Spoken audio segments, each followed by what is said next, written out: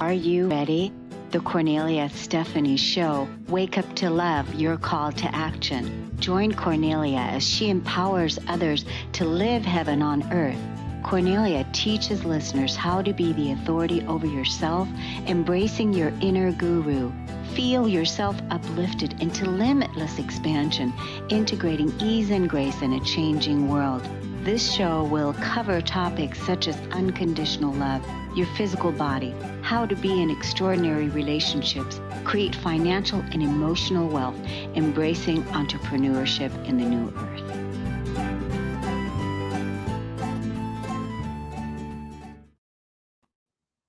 Hello, everyone. Welcome to the Kornelia Stephanie Show. It is this time again, our Ascension Navigation Communication with Pia and Cullen.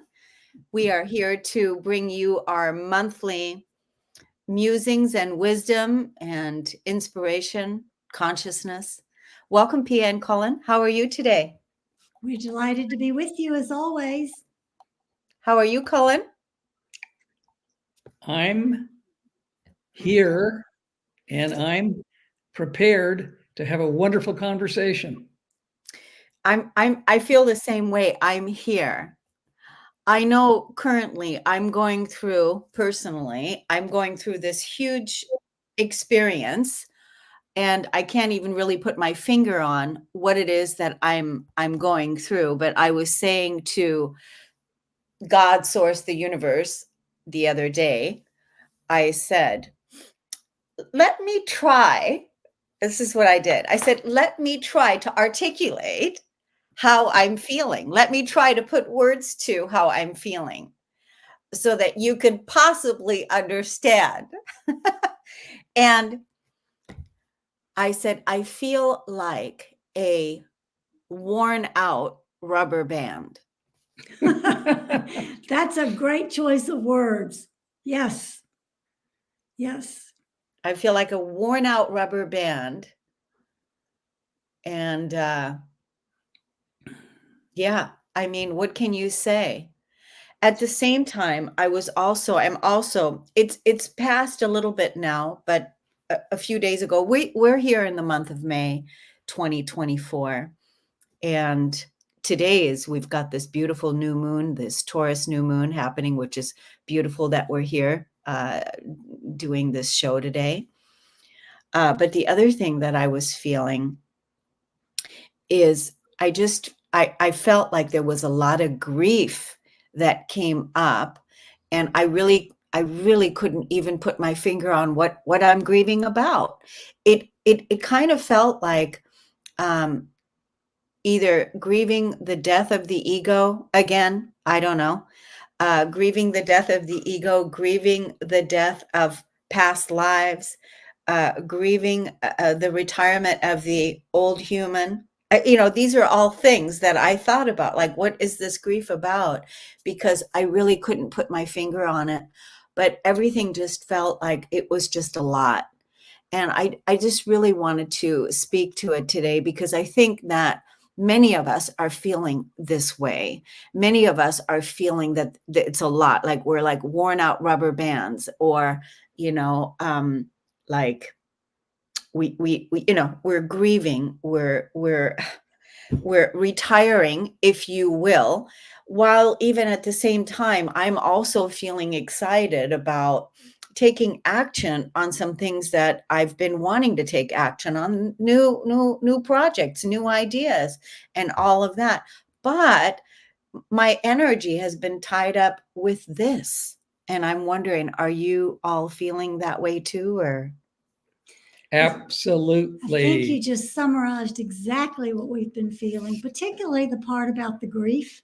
We've both had the grief just come in waves, and it's not about anything in particular.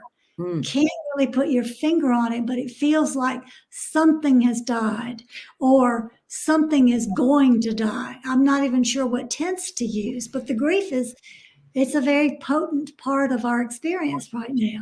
It doesn't seem personal, though. Yeah. It seems bigger than that. And I used to use a term in speaking and writing. I used to say there's an oceanic feeling. It's so big, it feels oceanic to us. And I think that's what's going on right now. Listening to what you've been saying, I think is absolutely accurate. And I think a lot of people are feeling this. However, our Pleiadian friends, laarkmaa, have been talking about people feeling exhausted, tired, worn out,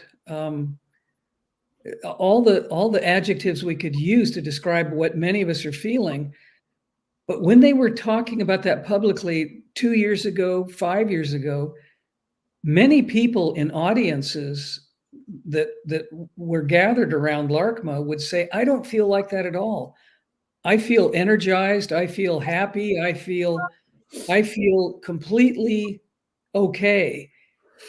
And we heard a number of people throughout the world saying that at the same time that Pia and I were feeling pretty exhausted, pretty tired out. And I think maybe they were talking about what was going to happen, that it wasn't actually quite a reality at the point when they brought it up. Now we're hearing from people all over the world the same things we're talking about together today with you. And my thought on this is pretty simple. I think the more someone is elevated, the more someone is sensitized, the more one is developed. I think those people, and I include the three of us in that group, I think we feel it more than much of the collective that's just carrying on as they normally do. They're still completely involved in the material world. They're completely involved in their own agendas. I'm not talking about the big controlling agendas. I mean their own belief systems, their own habits, their own addictions. And I think many people today simply aren't aware of the energies that are changing so dramatically. So without sounding like an egotistical twit, I'm trying to say that many of us are feeling like this, but that doesn't mean everybody's feeling like this. Yeah. I think that's so good that, what you said, because even you said you included the three of us in that we can relate. We're feeling this way. Even when I shared the other day with someone close in my community how I was feeling, since they're not feeling that way, they could not relate. Yep. Which then could make me feel, it could, but it's not, could make me feel like I'm not heard, I'm not understood, right? It could make you feel that way because that's what it would bring up. And at the same time, I just feel like what we're doing with our beingness is bringing so much presence and light to this energy, whatever the thing that whatever this all is, because I don't think we all really know what it all is. But I have felt like a tremendous amount of the grief that we were just talking about, and like I want to weep, just weep. But you know what? There's no tears. It's like I want to just go to the wall and weep. Have you been listening to us in the last couple of days? I have been saying exactly word for word what you just described. I feel like weeping, but nothing happens. There isn't a release. There isn't a sense of, okay, I'm letting this out. I'm getting rid of these energetic feelings. Nothing occurs. I'm just still right in that same energy. The other thing you said, the key word that I heard you say beside grief was overwhelmed. And that's the other thing that's happening. It's not just an overwhelm generally, like we're talking about the tired rubber band, but it's also the overwhelm of all these platforms that keep changing their formats, and you can't stay in a comfortable zone to do what you need to do if it involves technology at all. Every time you're comfortable with the routine and you go, okay, I can do this, they change it. They give you another platform. They make you verify 5 more times. They make you check 3 more boxes to get to where you want to go. Or they require a backup email or a new telephone number. It's a continual drain, so that I don't want to do any of it anymore. I want to go back to the place where I told Cullen on the night we met, what I'm interested in is simple and deep. Not all this trivial stuff that stresses me out, stresses Cullen out, stresses out anybody else who's on the receiving end of what we're doing. I'm just ready for a simpler world. No contest there.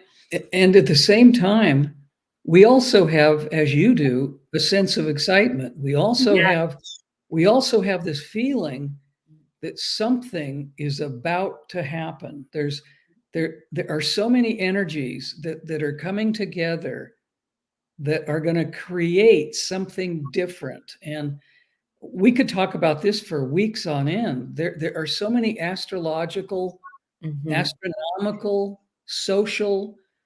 There's so many things that are changing so rapidly. And one of them, I'll just use one example. The end of Kali Yuga, which people have been talking about, lecturing about, musing about, wondering about. No one has had a definitive answer to when is Kali Yuga going to complete its cycle. And we've talked about this before, and now many people are saying the end of 2024, the beginning of 2025, Kali Yuga is actually going to end its rule and turn into the next energy that's available. And to me, that is totally exciting, because Kali Yuga has been a very, very challenging energy for each of us, the earth, the whole big picture. And it's been going on for so long that it's all we've known. So I think we can look in the next 6 months to 18 months to amazing changes that we never even would have had an idea about or even guessed were possible. And that to me is exceedingly exciting. laarkmaa did a live call on Sunday, and one of the things they talked about, they said, we never give predictions. We see potentials, and we don't work with your linear time. However, that being said, they said that the next 18 months in human time were going to be extremely interesting, and we'd be experiencing things we've never experienced before. And Cullen and I can both attest to that's happening left and right on a daily basis. I will say something and Cullen will say, I was just going to say that, or I was just going to bring up that topic, and vice versa. We're doing that synchronistically back and forth. While in duality, there's still the mismatch of what did you say? What did you mean? It's going on too. We've got both going on. Synchronistic, complete communication, where we're thinking the same thought and expressing it at the same time.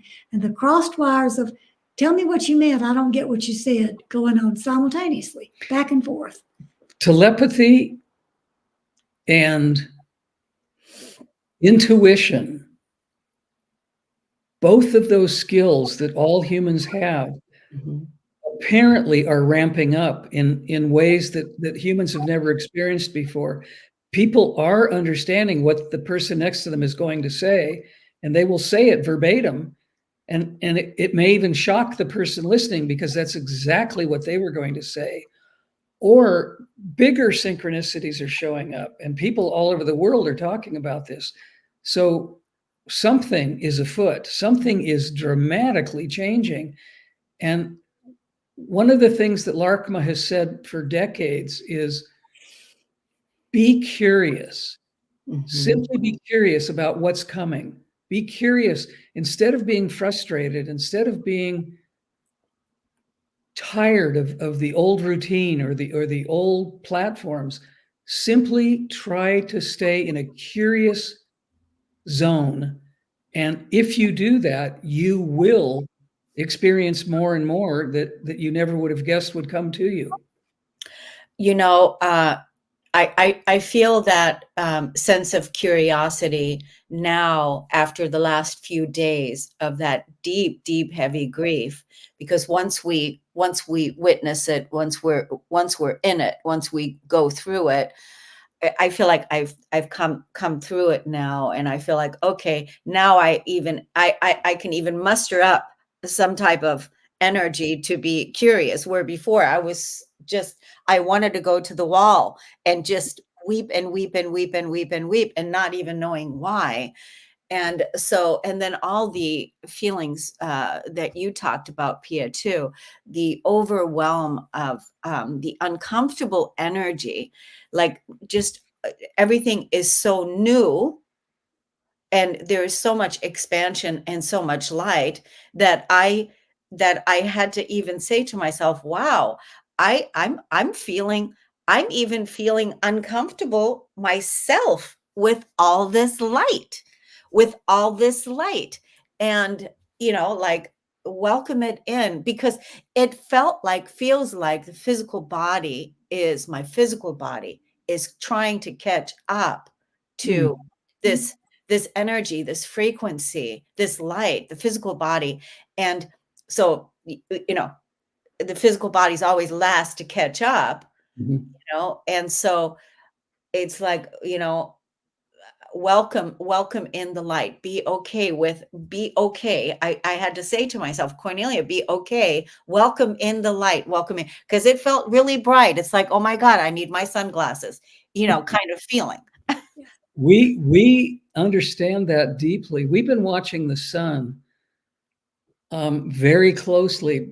Years ago, P and I sun gazed. We sun gazed for 3 straight years, every single day. We worked up from 10 seconds to 30 minutes, and it was an amazing experience. It changed lots of different parts of us. I mean, it changed our appetite for foods. It changed our appetites for socializing. It changed our appetites for many, many things in our lives. Laarkmaa warned us, I don't know, 10 years maybe ago. They said, you can no longer sun gaze. The sun is becoming too intense. You will hurt yourself. Don't do that. So we stopped. But lately, in the past 6 months, especially in the past 3 months, we've been watching the sun, not gazing, but just during the day, taking a look at it. And we've noticed that about an hour and a half before sunset, the sun has changed colors. It's no longer that yellow warming sun feeling. The sun has turned searingly white. It is a different color than it's ever been before. And we can't look at the sun for more than a millisecond without it actually being painful. And so we know what you're talking about the amount of light that's coming in, the amount of energy from the light is getting stronger and stronger and stronger. And of course, it's affecting our human bodies. We don't know from a physical point of view how to cope with this, because it's never happened before. It's a completely more powerful, more energetic light than we've ever experienced. Yeah. Like I said, I just feel like now I've, moved into a different space, and I'm more after moving through that grief, I feel like I'm more in a place of allowing and looking at the exciting feelings that are also there, the things that we were just talking about. There's actions we want to take, there's things that we want to do. But I think, we were really, like, I don't know, being witness still, like closing out the old uh, thousands of years time. I don't know what the grief, right? So that takes a lot. That takes a lot. So thank God we know how to care for ourselves through this time, because we've been getting good at it. We've been getting good at it. That's so good. It's like, okay, what are you good at? What are you good at? Well, I'm good at caring for the self. I'm good at caring for myself and knowing what it is that I need, right? And what do you need? So giving myself the space and time to assimilate and integrate and be an allowance of all of this, while at the same time, I also have that feeling like, oh, I can't wait to get over here and get this all going. So, and look how easy and fast when we came on today, how we just jumped right into this discussion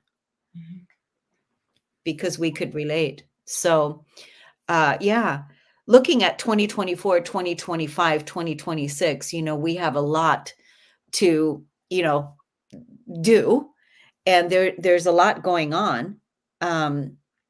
We won't recognize ourselves. What do you think about that? We think we don't already recognize ourselves. Also, Kornelia, I can speak for Cullen and me both. We're spending less and less time in the 3D dimension. We do what we need to be in this dimension, but both of us are spending time in other dimensions, astral traveling, whatever you want to call it. We're just not here. And go ahead. Go ahead. Well, I was just going to say, it used to be a little, I think I could use the word scary. It used to be a little daunting realizing that we weren't really here in 3D, that we were experiencing something else. We didn't know what it was. We didn't know where we were. And now we're getting much more used to that. And it's more comfortable. We don't need to have an answer. We don't need to feel, oh, maybe this isn't safe. Maybe this is too startling. I think we've let go of that, and we're probably more grateful that the picture that we're seeing, or the energies that we're involved with, are so much bigger than what we imagined before, that it's much more comfortable at this point. And I think that's really important, because humans always want to be safe. We always want to think, well, there's a safety net. There needs to be not normalcy, but at least a sense that we'll be okay. And I think P and I have gotten to the stage where it doesn't matter anymore. We're going to be okay no matter what. No matter what happens to this earth, no matter what happens to humanity, it's going to be the right transition. It's going to be the right transformation. So we can just be more comfortable with whatever's happening. And I think that's what you were going to talk about, Pia. It was, exactly, because Cullen and I are really, in spite of the grief, in spite of the frustration, the overwhelm, all of it, we are keenly, deeply, always aware that we're going to be okay no matter what. There's a different sense of security that has come up to the surface from our hearts, to always be present, that we can always rely on, knowing that whatever we go through, as laarkmaa says, is just an experience. And because we're spending so much time out of 3D, sometimes astral traveling out of these bodies, one of the things we've learned and come to recognize is it's very freeing and very light when we're not in these bodies. And when we come back into the body, there is a real heaviness and density. So we recognize much more clearly how dense our current environment that we've always known, how dense it really is, and what a contrast it is to the multiple other dimensions that we are accessing on a regular basis. It's a nice parody to be able to look at them and say, oh, this is what this feels like, and this is what this feels like. And yeah, I think this is so good. So good, because I think what we're doing is we're grounding in this new way of being, that everything's going to be all right. Everything's going to be all right no matter what is happening. Where we are still facing all the challenges, are all still there, but we're not trying to fix them or come up with solutions to fix them. I feel like what's going to happen is through all of this, through this awareness, through this beingness, through this, the energy that we're grounding in, is that everything is just going to resolve itself, not so much with our interference. It's kind of like, it's just going to, like, not saying that we don't have to do anything, but I feel like where we once felt so, worried or in fear over these things, that's no longer pulling us in. Mm-hmm.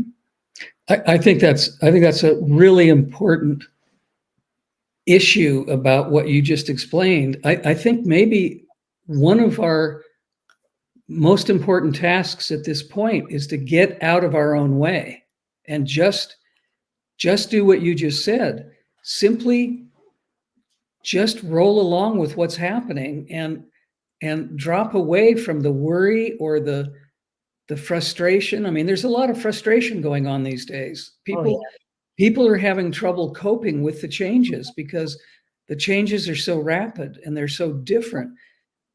But I think humans tend to over-intellectualize things. I think we overthink things. And I think that is a very close cousin to the worry, to the, well, what if I'm not going to be safe? What if I'm not going to be okay?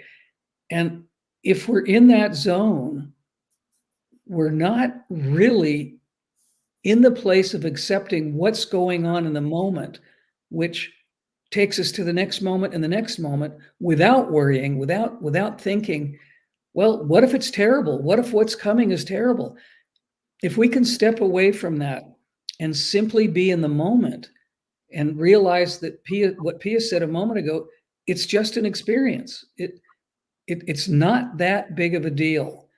But we have such a knee-jerk reaction to reacting rather than responding. And I think if we spend more time in the responding way, we won't be upset. We won't be worried.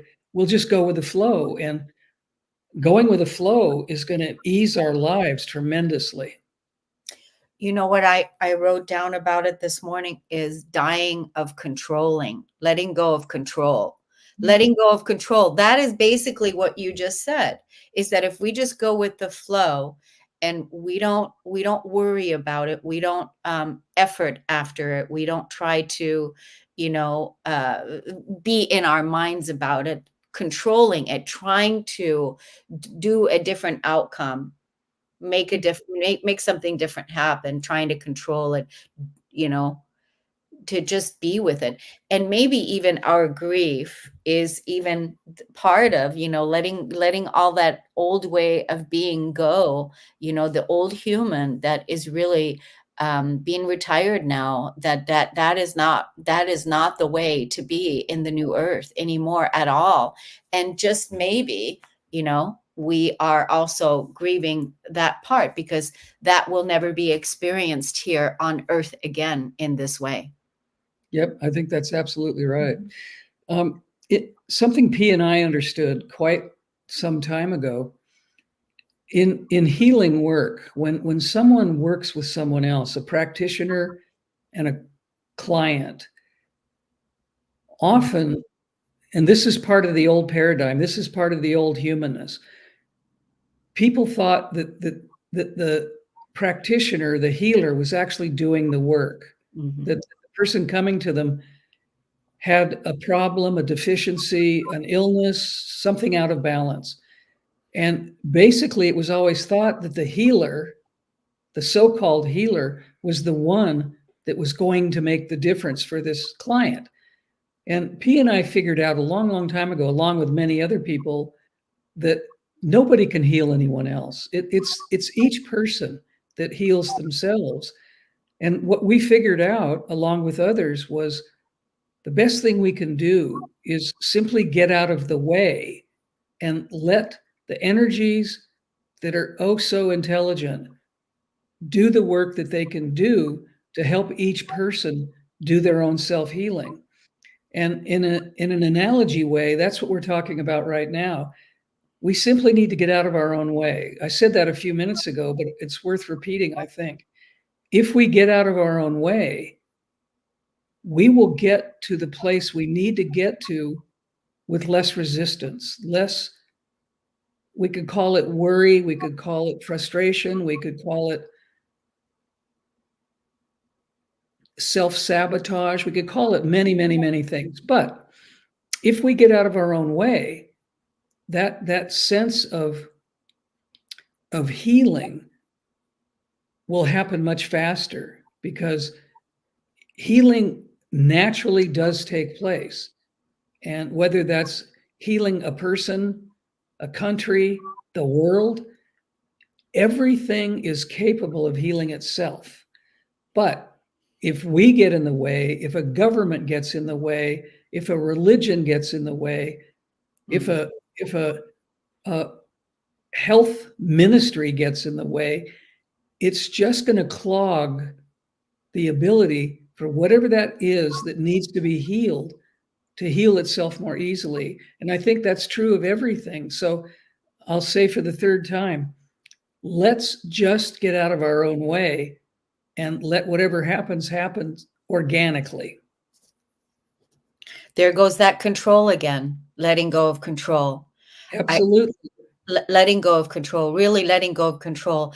As you were talking, I was thinking about the dream that I had. You know how I always have these amazing prophetic dreams. I had the dream of being in the car, but being the passenger. So I didn't have to drive the car.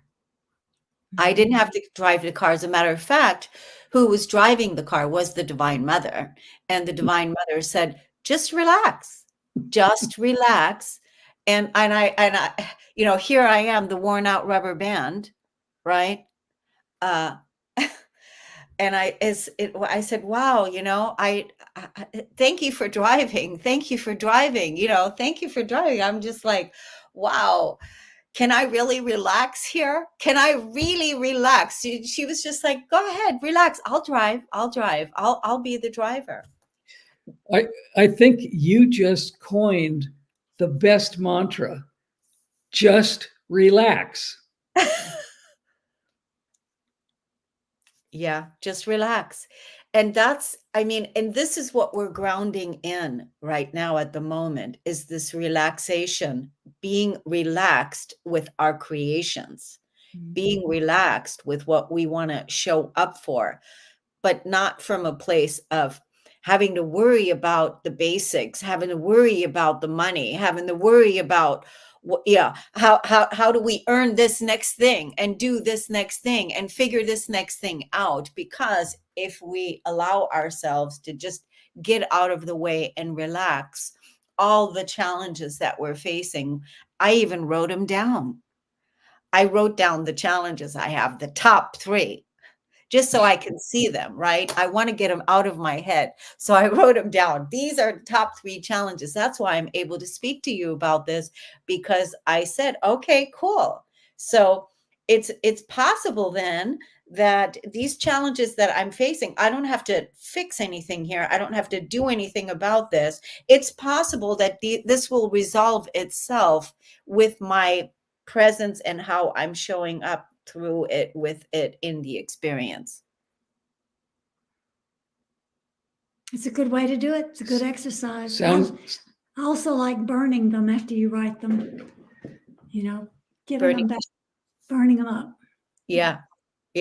So obviously we are in brand new territory. And the other beautiful thing is, I'm so proud of us. So proud. So proud. This is, I'm so proud of where we are, because it's been tremendous hard work over this last decade to get to where we are in this new place, to not have to worry anymore. I think that is a fabulous way of applauding ourselves. We've never, as a human species, been able to evolve at this rate, or to this position of awareness. That our parents, our grandparents, we can go back as many generations as we can count. None of those earlier generations have been able to achieve what we've achieved. I think World War II was the breaking point. I think since World War II, we have made so many strides in awareness, consciousness, development. I mean, we've really changed as humans in our generation. We've made such amazing ground of becoming more sensitive, more aware, more kind, more generous. I mean, we have really broken so many of the old ways that people just lived in because they had no other way of seeing things. It's as though our generation has opened their eyes for the first time in human history. Yeah, that's why I just feel so proud of us. I feel so proud of where we are. I feel so proud of myself. This is something, as I was going through that grief, whatever it is, but always bringing this part back. I'm so proud of you. I'm so proud of you. That again helps me relax into myself. And so while we're going through this, because it's not per se easy to ground in, be present, be witness to all the things that we're experiencing, feeling, all the things, and to embody the new way. It's not easy, but we've been in training for a long time. So here we are.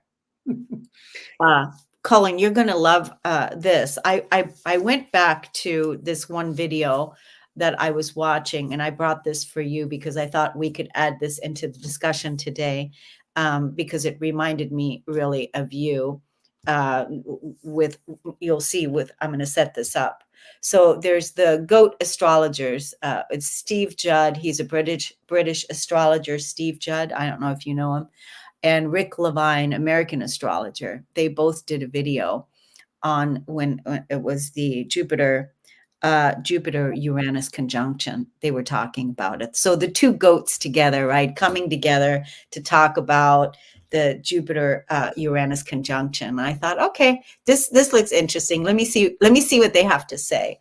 So, they laid it all out with all the things. It was a fantastic show. And then, Steve said something, because they talked about 2024, 2025, 2026, how things are going to change. But, and to make sure that we're not going to follow AI, right? But that we're going to be in our organic humanness. So they talked about this. And of course, the challenges that we're facing right now as a whole. So they laid it out. And then Steve said, I'm going to say some things that you guys are not going to like at all. I'm going to say some things you guys are not going to like. You're going to get really pissed off at me. But I'm going to say them anyway. So that was really like, okay, let's see what he's going to say. Okay, let's see. Right. So this is what he said. And I'll tell you why it reminded me of you, Cullen, is because, so he said, we have a lot of challenges to face over the next years. And he goes, what if, he says, I'm not saying that we should do these things, but what if we closed all of the churches? We closed all the churches, all the synagogues. We closed them all. What if we did that? What if we turned them into community centers? And what if we invited all the people there to go home and pray, right? So he said that as one thing, right? I thought that was awesome, right? And okay. And then he goes, okay. And then what if we legalized all drugs? What if we legalized all of them? He said, yep. I understand there's a lot of people that are going to die. There's a lot of people, but what if we did that to, he goes, because what could the outcome be? Well, we won't have addicts anymore. We legalized all drugs. It's all done. It's over. They all died off. There's no, legalizing drugs. He was talking about that, which made you think, that's interesting. Never thought about it like that before. So that was cool.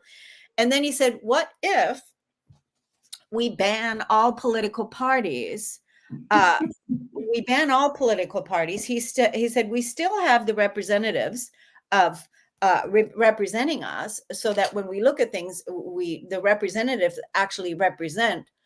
They come back to the community and saying, what would you like me to do, and what would you like me to represent in that way? So those were the 3 points. And it reminded me of you, Cullen, when we did a show that time where we were talking about the gas prices, how ridiculously high the gas prices were, and how you said how we can shift that and how we can change that, when you recommended that, hey, let's just all not buy gas for a day, all of us, right? And we want to lower the gas prices. This is a way that we could do it. That reminded me of you. I thought this was great to bring into this discussion today. This is collective thinking. Go ahead. No, go. I was just going to say, this is collective thinking. This is not me, my. I'm concerned about me and my family. This is, what do we need to do together in unity? And if we could ever get our act together to take action on even one of these suggestions, it would start the shift in a larger way. I love it. I love it. If everybody got together and decided on any given day, whether it's gas prices, whether it's intolerable taxes, it doesn't matter what the subject issue is.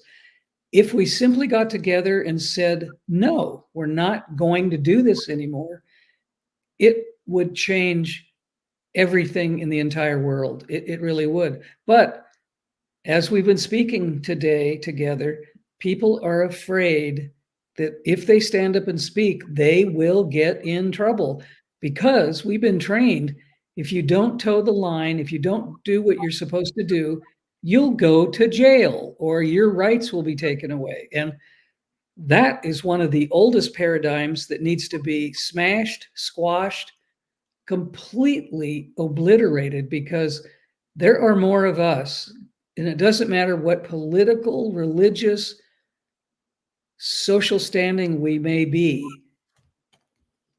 There are more of us than there are police or military or people that think they can control us. And if we stand together, if we take one of those actions, and Pia is right, it only needs to be one at a time. Just one day, choose one.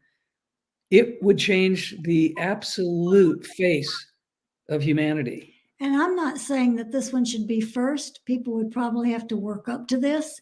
But I like his idea of closing all the churches and making them community centers, for the simple reason that everybody views churches, synagogues, temples, whatever you call them, they are considered holy places. What if, instead of considering these buildings holy places, what if we began to consider that we are holy because we are part of God, part of Source, and we carry the holiness within us through our choices? I think it's a grand idea. Yeah. I'm happy you brought this up. I love it. You know, Pia and I have traveled so much in so many different countries, and we noticed something in England quite a while ago. Many of the churches that people stopped going to in England have been turned into what you're describing. We've been in a number of churches that are deconsecrated, and they've been absorbed into the community, and several of them have been turned into either community centers, as you're speaking. They offer sports for kids, they offer cooking classes, they offer all kinds of positive things for us to participate in. But some of them have also been turned into community restaurants where people volunteer. They charge money to the public, but most of the people working there volunteer, and the money that's made is recycled into that community. And it works. We've seen it in real life experiences. So I think it would work. I really, truly believe that idea would catch on. I think it still feels like us saying this right now, when I look at that energy and then I see, you know, whatever the church is, whatever the religion is, whatever the temple is, whatever the thing is, that whoever that head is of that organization is still very, very dense and very hard and very, you know, like I'm feeling like, oh, you know, that just going up against that feels really hard, because that person or that entity, that energy, has to release control, right? Mhm. Of being willing not to be the you know, the priest of the church or whatever, and they have to let go.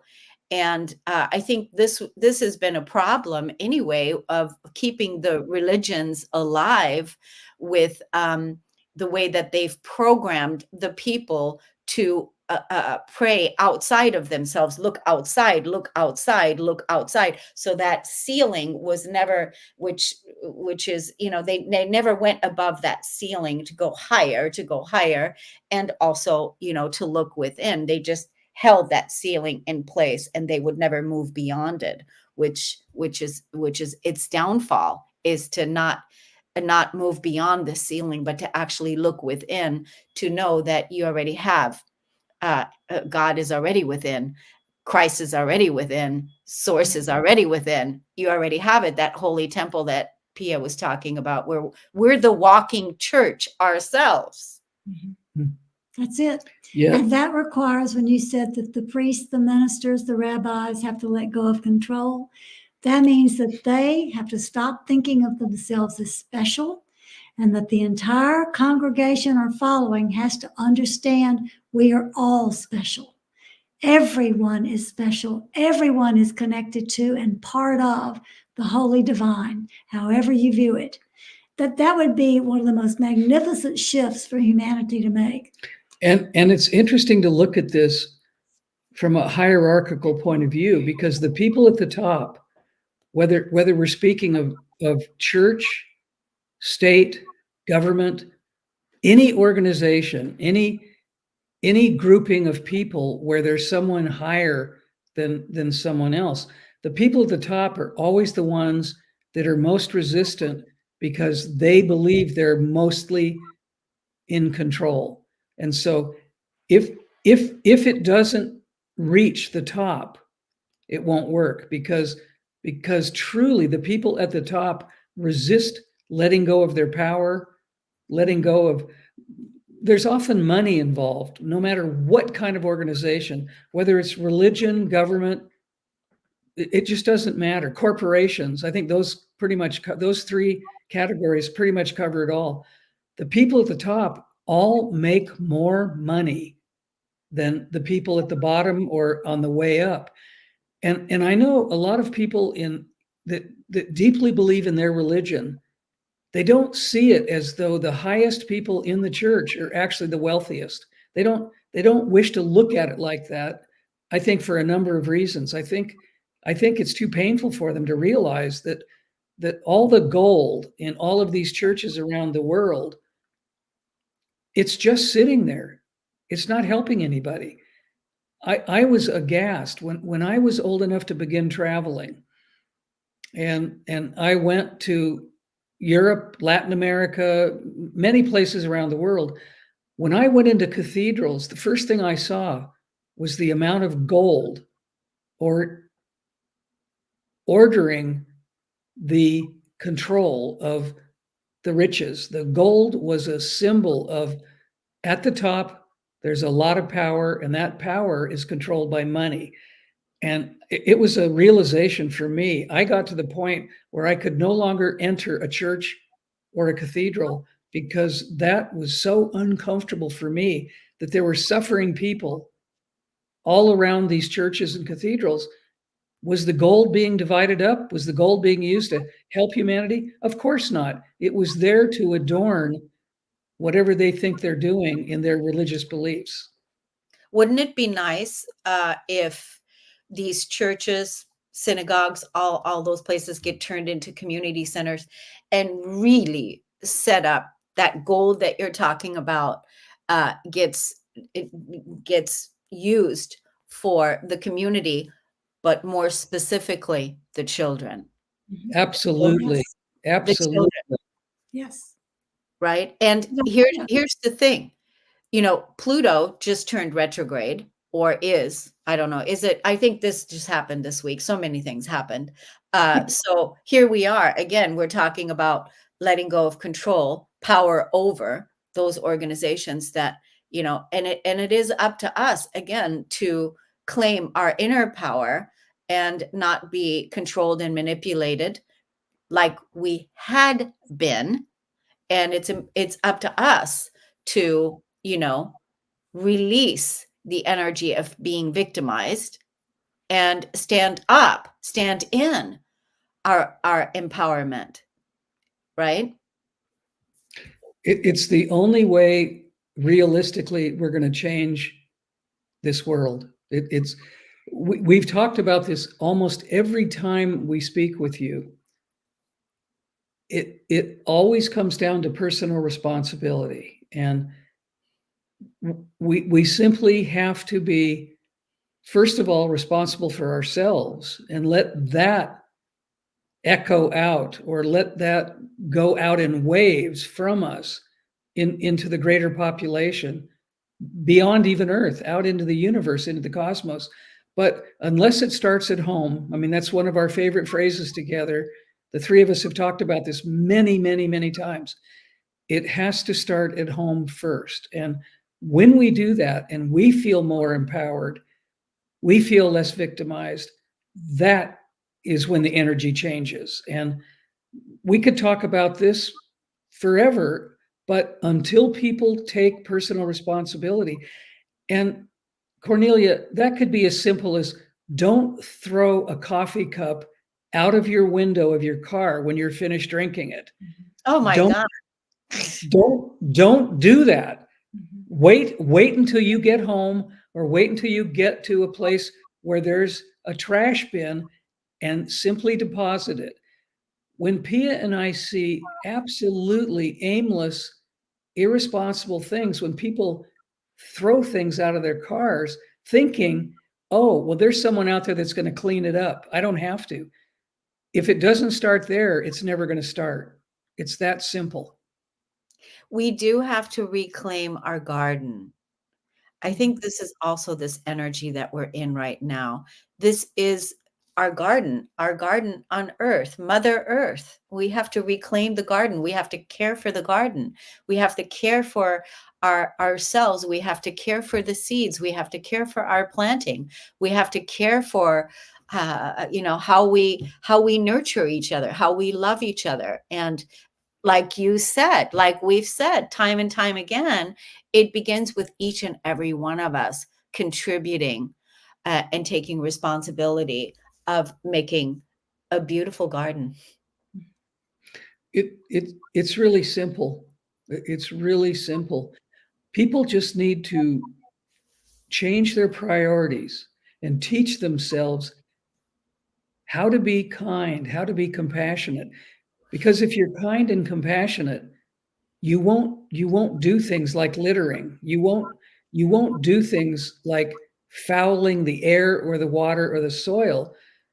If there is awareness through compassion, generosity, heartfelt decisions, all the things that don't work would be eradicated, because everybody, as Pia said, would treat each other equally, and everybody would work together for the same goals. It's really truly that simple.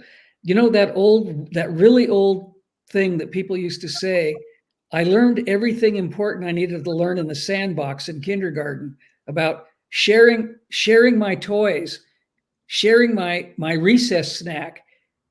If everybody simply took it down to that level of being in the sandbox, playing with your friends and saying, I really like your toy, but I can wait until you're finished with it and then I'll take my turn. Or I see you don't have a Twinkie.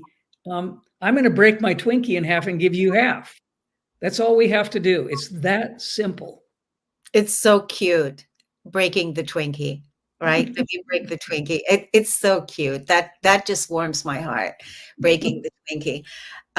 So Pia, what are you up to right now that you want to tell the audience about, as far as what you all are working on, what you're available for, what is happening?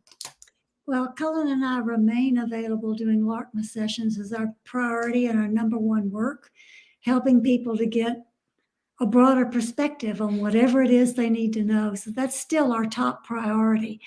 Aside from that, I am revamping my website to include a different bunch of services and to simplify. What I said at the beginning of the show, I want it simple and deep. Basically, it's going to be saying, this is what I offer, and I customize it to suit you. Here's what my skills are. Here's what you can choose from. But it's all going to be one session that is individualized. So for my sessions, that's what's coming in the next week. And for Cullen's and mine, they remain as they always have. laarkmaa tells us and directs us with each session we have, do this, do that, whatever people need to hear when we're doing our live calls, whenever we're doing YouTube videos, and of course, working with people. People have it customized by laarkmaa. Want to add anything? No, I think that pretty much encapsulates it. But I have a thought before we finish our sharing. When Pia and I met, and she truly did tell me the first night we met, we were going for a walk together, and she looked at me and she said, I know we've just met, but I need to tell you this. I'm really only interested in simple and deep. And I looked at her and I said, that is a wonderful way of talking about what's important to you in life. And working with laarkmaa, our Pleiadian friends, all of these years, they have often said to audiences and to people individually, it's actually really simple, what we need to do, who we need to be. But it doesn't mean that simple is easy. Mm-hmm. And I think it's important to realize that in order to simplify our lives, in order to slow down, in order to understand how important nature is to us, we truly have to do our own work.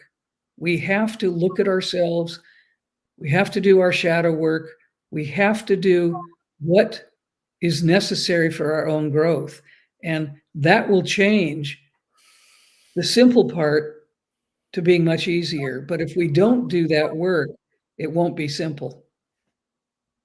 Yeah. Simple isn't easy. It's good because we're weeding the garden.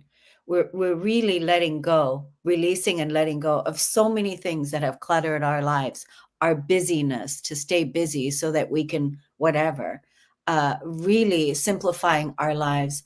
That's what we want, because you want people to be available for you in your life.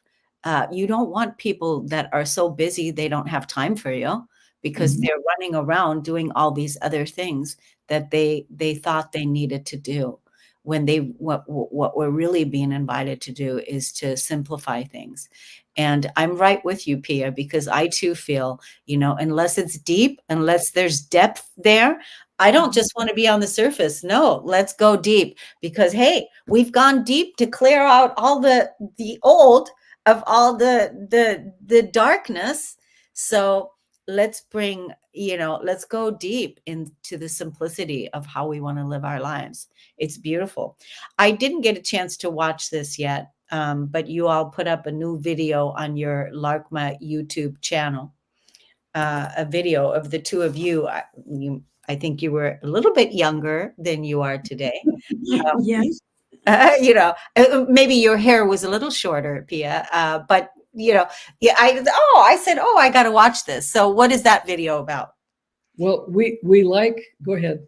I was going to say it's a great introduction for people to see who we are and about our work. Go ahead. It's of all the videos we've done and all the information we've brought to the public, I think that video, this is going to sound really good. I think that video is simple and deep. Oh, good. It- Well, it's very informative about our work, and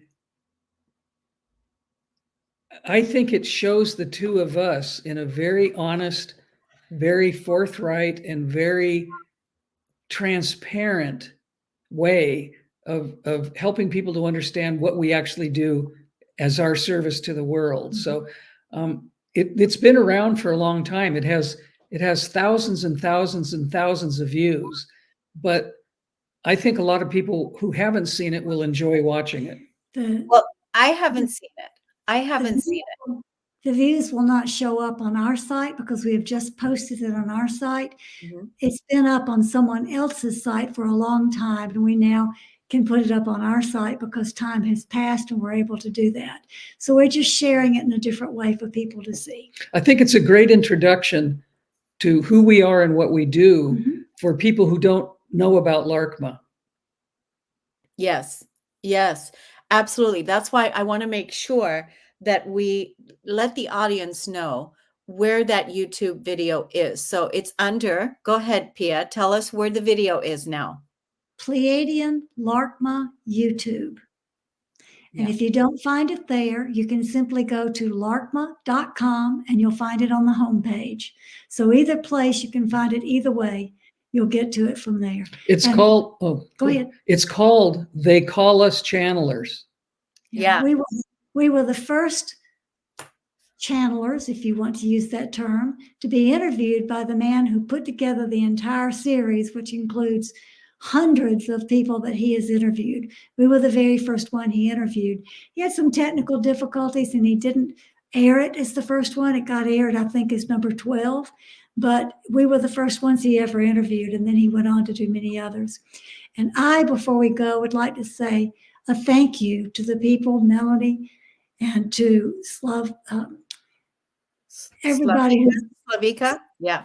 Slavika, and to Melanie and all of the people who are putting comments about how they appreciate our work. Yeah. I would like to say thank you. It touches me to read these, and it makes me feel like that we're making a difference. So Slavika and Melanie and anyone else that's commented that I might have missed your names, thank you. And before we go, I'd like to thank you, Kornelia, for continuing to have these discussions about really, really important topics. The work you do to help humanity grow is tremendous. And what P and I feel about being on your shows is you're allowing people to expand. You're allowing people to grow by the information and the wisdom you bring to them. So you're certainly doing great work, and we're happy to be part of it. I want to thank you. You know, I was thinking about, first of all, I want to look at that video because I haven't seen the video. You all just uploaded it. I think it was yesterday. So I haven't had a chance to look at it, but I saw the two of you and I said, oh, there's my friends. I want to see, I want to see what they're talking about.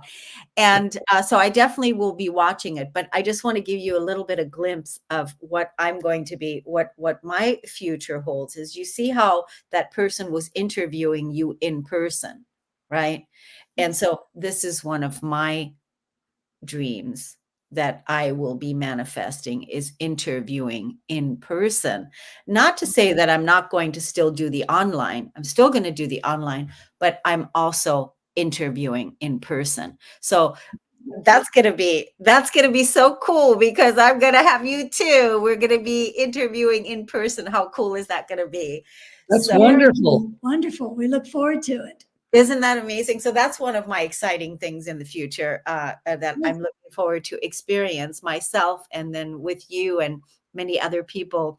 But I realize that one of the gifts that I'm bringing is that I'm really good at, and you said it too, Cullen, is that I'm here to help whoever the people are, whoever the person is, to have a place to express themselves and to be better at who they are. That's really to be better at who they are. That's it. It's not because, it's just that that is a beautiful gift. And that's a beautiful thing to know about myself. It is. That is something all of us should strive for, is helping people be the absolute best they can be. That's the goal. That service is excellent. Yes. So that's my new service, acknowledgement. And so I am excited. Thank you so much for another. I want to say this show today was just amazing. We would agree. But I say that about all of our works together. And I'm so grateful to you. Thank you so much for coming and doing the work that you're doing, for being able to support us all in this higher consciousness embodiment and the gifts that you bring. Thank you. And thank you to laarkmaa as well. And thank you, Kornelia. It's a good collaboration. Excellent. Thank you, everybody, for listening and tuning in. And like Pia said, for the comments that you're putting in, for your time and your energy, and for what you're doing in the world as well. Thank you so much. We'll see you again next time. Take care, everyone. Bye-bye for now.